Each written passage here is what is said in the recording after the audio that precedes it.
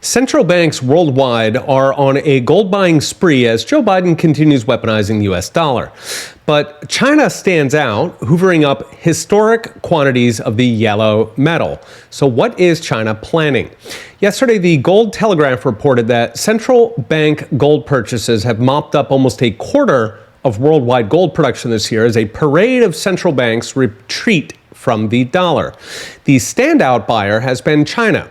2 days ago, its central bank announced it had bought another 16 tons of gold in May, bringing its total purchases to 144 tons since November. That would take China's total gold holdings to roughly 2,100 tons.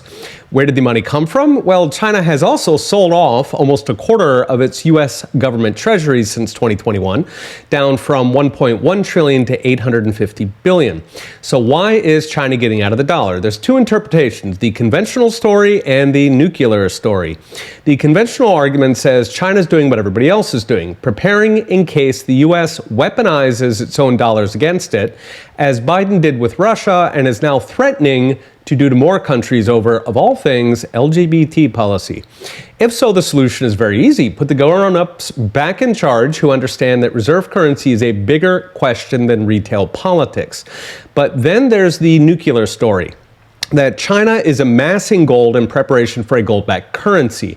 In fact, both China and Russia have flirted with gold backing, but I don't think China would do it with their own currency, the yuan, because a paper yuan lets them underprice their exports, plus they can inflate at will. No, the idea is for China to stand up a fresh currency, perhaps tied to the BRICS anti-dollar bloc, and back that with gold. Consider this is how countries use the dollar today. So Mexico or Korea don't use the dollar at home, they use their own cheap currency, and then they use the strong dollar as a trade rail. It's the best of both worlds. Cheap exports, strong rails. If China did a gold-backed brick, it would be an absolute game changer for the dollar because it would wipe out the US dollar as a store of value currency, which is the overwhelming reason that foreigners hold dollars in the first place. They're solid and they're liquid. Gold, of course, is much more solid than the dollar. The dollar has lost 85% of its value against gold in the past 20 years.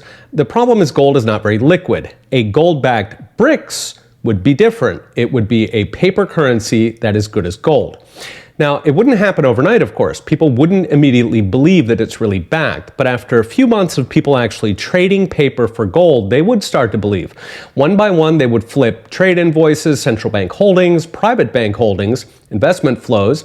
In 3 to 5 years, the currency world would be unrecognizable.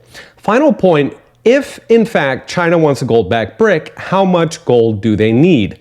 Well, before Nixon, the U.S. only had about 2% gold cover, so $2 in gold for every $100 in M2.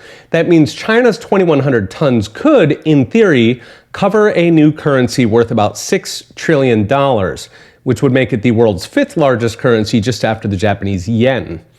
I do not know if China's got the balls to do this, but if they do, our clowns in chief will not know what hit them. Okay, we'll be watching.